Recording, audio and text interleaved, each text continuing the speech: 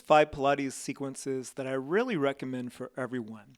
First, you're going to activate your abdominals by curling down. Here you can walk the hands down the legs, focus on sequencing the spine down to the mat, one vertebrae at a time. Here you want to achieve neutral position. That means that the space between the hips and ribs is level or even all the way around the body. Beginning with the 100, bringing the legs into the neutral position, tabletop, and then you're going to imagine tapping the surface of water with your hands. Keep the elbows locked straight. Feel that the pumping comes from the underside of the arm. If this position is easy enough for you, you can gradually extend the legs. We're working on getting 100 pumps of the arms, keeping the chin pulled into the chest. That activates the upper abs rather than straining the neck. Keep this movement easy. You're going to feel that gentle burning in the lower abs. Once you complete 100, you're going to bring the knees into the body and rest in the supine child's pose. Moving into the single leg pull. Here we want to work on dynamic hip flexion. We're going to bring one leg at a time. You're going to gently give an assist, pulling the knee toward the chest. Here we're gradually increasing that hip flexion. That means the flexibility along the posterior chain, as well as the ability of the hip flexor muscles to activate. You should feel this in the lower abs as well as the psoas. If this movement feels easy enough for you, you can graduate to the scissors. Here we keep the legs locked straight, toes pointed, and we're going to gently assist at the end range. Rather than pulling the leg back, imagine that you're sinking the femur bone deeper into the hip socket. So the idea here is that we're integrating movement.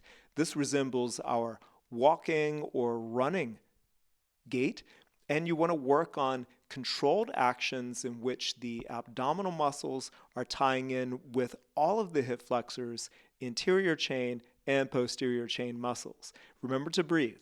Exhale on the squeeze. Then moving into the crisscross position. Oftentimes we see the bicycle stretch as something that uses momentum and the back will be slightly arched. Instead, we want to work on creating a frame here with the head pushing against the hands, the elbows out just so you can see with your peripheral vision. Move slowly. Inhale and exhale, cross the body.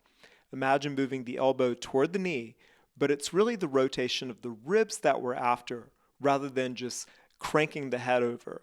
Controlled movements. You can see the fabric of my t-shirt stretching all the way across, same as the fabric of your myofascia.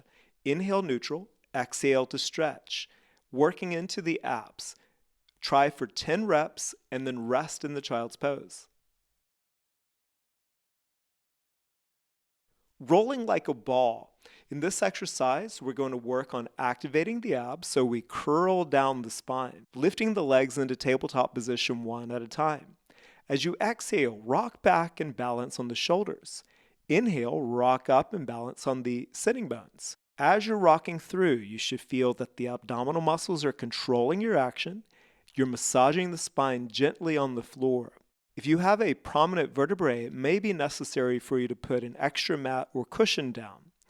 In this guiding action, we want to think about massaging the erector spinae muscles. If you have great range of motion, you can change the grip, holding the tops of the shins or even the ankles. Here you're going to be in even more hip flexion, and it's going to require even more control through the abdominal muscles to maintain hip flexion and to get you into the rock and roll action. Completing our sequence with the spine stretch forward. Here we want to work on flexing the chin to the chest, nose to the navel, and the front ribs moving down. Guide the hands to the back of the head. Head slightly pushes into the hands. Elbows wide, you can see with your peripheral vision. As you exhale, think about curling down using the abdominal muscles. The hands are there just to give you a gentle assist overcoming the tightness of those back muscles. However, we want to create the reciprocal inhibition. That means when we're contracting the abs, the back is naturally stretching out. Here I have the legs reaching out in front of me, the knees are straight, but you might prefer keeping the knees slightly bended. Think about pushing the heels down into the floor. That way you're going to keep the hamstrings active. That'll support your posture. Or you may be sitting on something. Perhaps you want to roll your mat or get a cushion underneath. Whatever you need to do to make sure that you're feeling this is a natural global spinal flexion rather than something that you're doing with momentum or with the pelvis tilted backward. Finally, we're going to move into the straight arms position. Here we want the arms reaching right out front, neutral position in the shoulder. Then, same action, chin into the chest, strong through the abs as you guide yourself, stretching into the body. You'll notice that I've got the toes pointed here. That way the legs are active throughout the sequence. Focus on sequencing from the spine, the first 2/3, and then the final third is going to be from the hip flexion itself. So again, chin to chest, nose to navel, flexing down through the spine, then finishing with hip flexion. I hope you enjoyed these 5 Pilates exercises. Should take you about 5 minutes.